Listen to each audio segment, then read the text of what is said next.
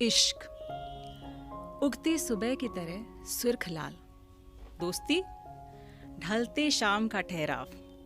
इश्क is candle light dinners, moonlit walks, बाहों का सहारा, और दोस्ती एक दंदनाती रेस जिसमें एक अगर गिरे तो दूसरा उठाता जरूर है पर पहले ताली बजाकर हंसता है। Ishq is cuddles, warm breath on skin, kisses, और दोस्ती हाई फाई, टाइट हग, और बीच में ढेर सारे आर्ग्यूमेंट्स।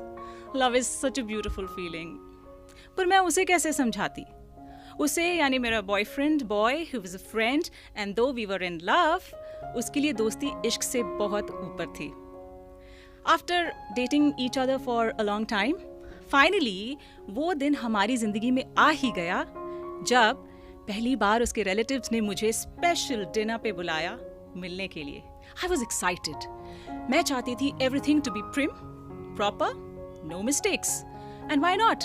यही तो वक्त था दुनिया को बताने का that our ishq is flawless and perfect. पर एक रात पहले मैं जो नर्वस हुई, मैं जितना कंफर्टेबल उसके साथ थी ना, उतना ही अनकंफर्टेबल थी with the idea of getting judged. I didn't like it. तो देर रात मैंने उसे कॉल कर ही डाला। Hello, can we cancel this? अरे टेंशन मत लो, रिलैक्स, सो जाओ। आधे घंटे बाद फिर से, hello, what do you think I should wear? Sari वाड़ी, jeans, T shirt, comfort first. आधे घंटे बाद फिर से, hello, last call, do you think I should talk less? के ना, लेट्स जस्ट बी अस, है ना?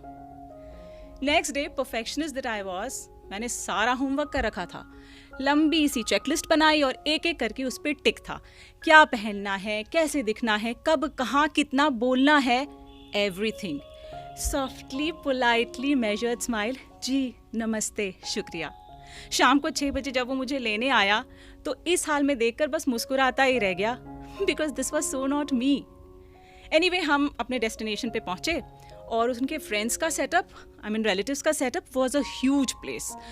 अंकल आंटी प्रॉबली ऑफिसर्स थे या business tycoons, I don't know, मगर उन्होंने अपना घर इतनी सोफिस्टिकेटेड तरीके से रूल्स और प्रोटोकॉल्स में बांध रखा था, as if it was a bloody military ground. अंदर से आवाज आई, बेटा आज तो गए। वो भी क्यों ना, चाय टाइम। चाय के नाम पर थी tea pot with tea cosy cover, 4 flavours of tea, milk, sugar, lemon, honey separately. नाश्ता, क्रोइज़ान, टीरामिसू, कनोली, मैंने तो सुना भी नहीं था। I was terrified. बट जी नमस्ते, शुक्रिया ने कुछ ऐसा जादू चलाया that everything went fine for a while, until the dinner was laid on the table. Neatly laid cutlery. Not so simple. 3 different तरह के forks, 3 different तरह के spoons, 3 different तरह के glasses, small plate, big plate, half plate, quarter plate, whatever plate. Oh my God. यार, खाना खाने आए थे, थाली में बस प्यार परोसना था। इतने में आंटी जी स्वीटली बोली, आज तुम्हारे लिए खास साउथ इंडियन डेलिकेसीज ऑर्डर की है, बनवाई है। आंटी, थोड़ा होमवर्क कर लेते ना। जस्ट बिकॉज माई नेम है Shri does not mean I am a south Indian. हाँ, आई ग्रंटल्ड इनसाइड। बट एनीवे, टेबल पे लाया गया डोसा और सांभर, और सब ने कटलरी से उसको खाना स्टार्ट किया। Seriously, this with a fork and knife. Thank you God for putting me here. Anyway, क्योंकि सभी कर रहे थे तो मुझे भी करना पड़ा। मैंने भी ट्राई किया, और जैसे ही एक बार चलाई अपनी छुरी, है ना, रियलाइज्ड ये बटर डोसा नहीं, रबर डोसा है। इतना सख्त आरी से भी नहीं कटेगा।